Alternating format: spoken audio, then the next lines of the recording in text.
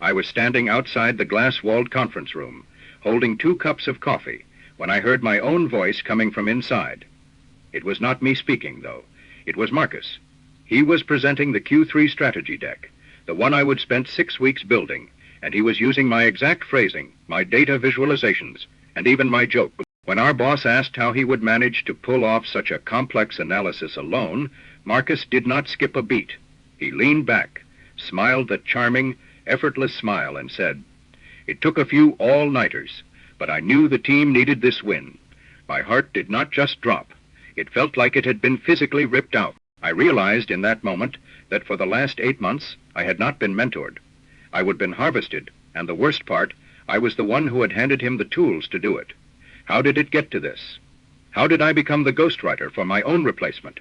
When I first joined the firm, Marcus was the golden boy. He was senior to me by 3 years, but he treated me like an equal from day one. He would swing by my desk with a smirk and say, "Hey, the legends about your analytical skills are true. Are not they? Help a brother out with this spreadsheet. It felt good to be needed by someone so successful." He had this way of making you feel like you were part of an elite inner circle.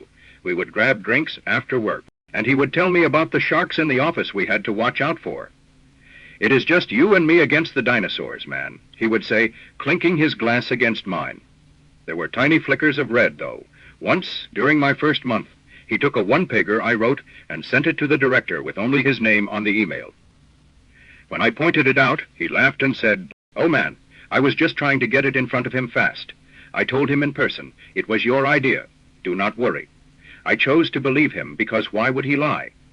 He also had a habit of asking for favors that were actually full-scale projects, always framed as good practice for my upcoming promotion. It seemed like a productive partnership, but looking back, the foundation was being laid for something much darker. By month 4, the dynamic shifted from collaboration to a subtle, suffocating control. I remember the Project Phoenix launch. I had designed the entire architecture. 2 days before the presentation, Marcus pulled me aside. His face was grave. "Listen, I heard the VP is in a mood. If you present this, and one thing goes wrong, your reputation is shot before you even start. Let me take the heat. I will present, and if it lands well, I will bring you in for the Q&A so you look like the hero who saved the day." I felt a knot in my stomach, but I thanked him for protecting me. During the meeting, he never called my name.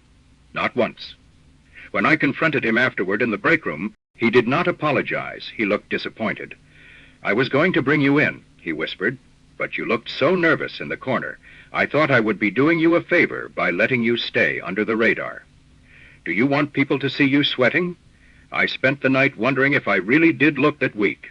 This leads into the first real trap. 3 months later, we were working on the annual budget, Marcus told me.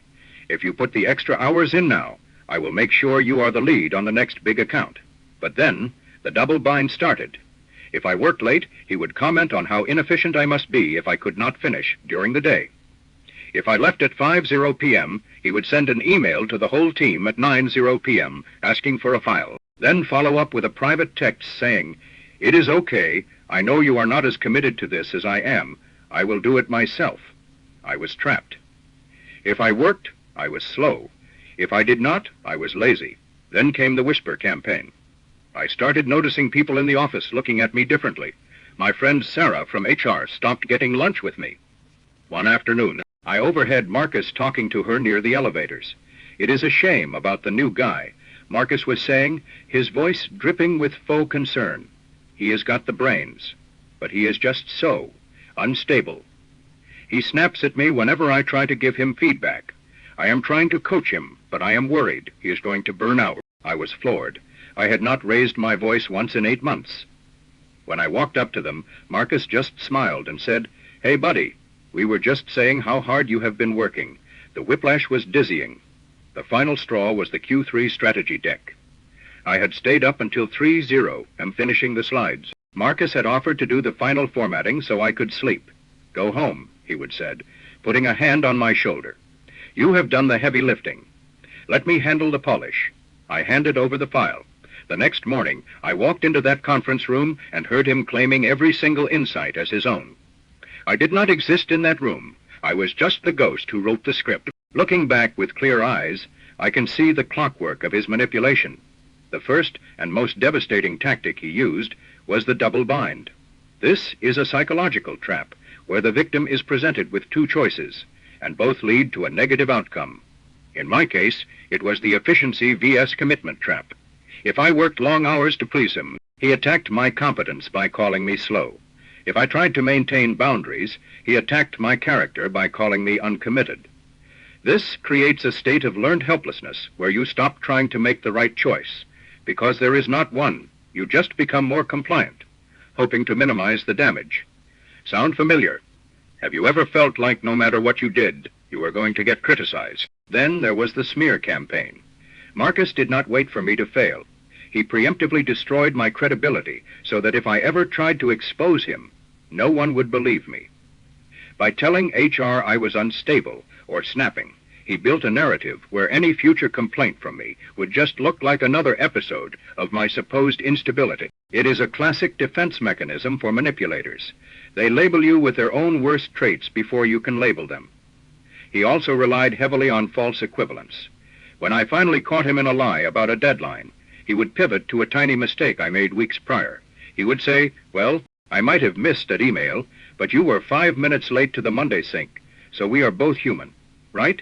He equated a calculated lie with a minor punctuality issue to negate my grievance.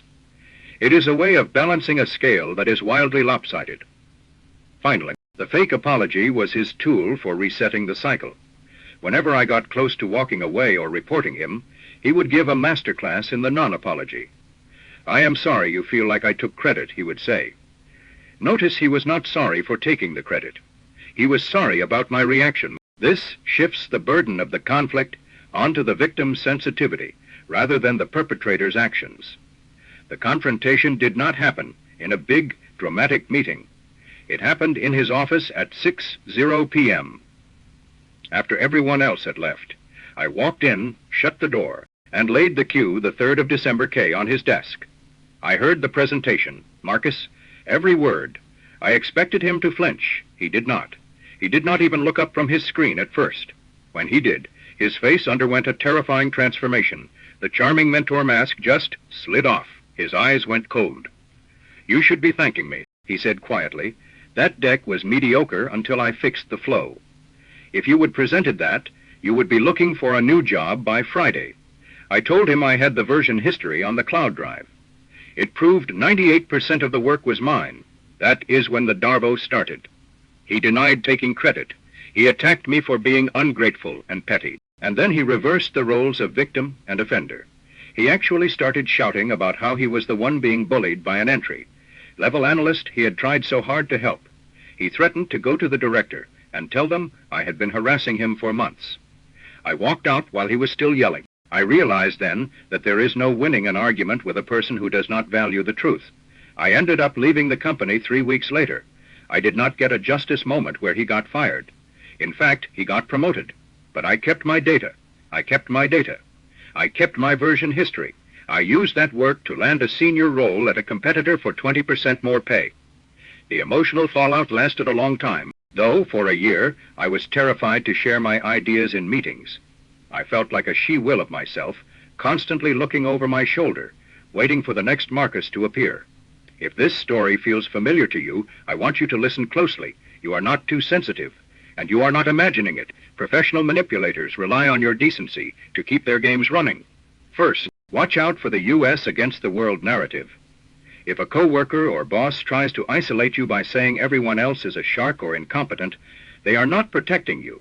They are building a wall so you cannot verify their lies. Second, beware of the helpful gatekeeper. If someone insists on polishing your work before it goes to leadership, they are likely just stripping your name off the masthead. Third, look for the double bind. If you find yourself in a damned if you do, damned if you do not situation more than twice, it is not a coincidence. It is a tactic. To protect yourself, you need to do 3 things immediately. 1, paper trail everything. If a conversation happens in person, follow up with an email saying, "Per our discussion, I will be handling X while you handle Y2. Diversify your office relationships. Do not let one person be your only link to leadership or HR. Make sure multiple people see your work in progress.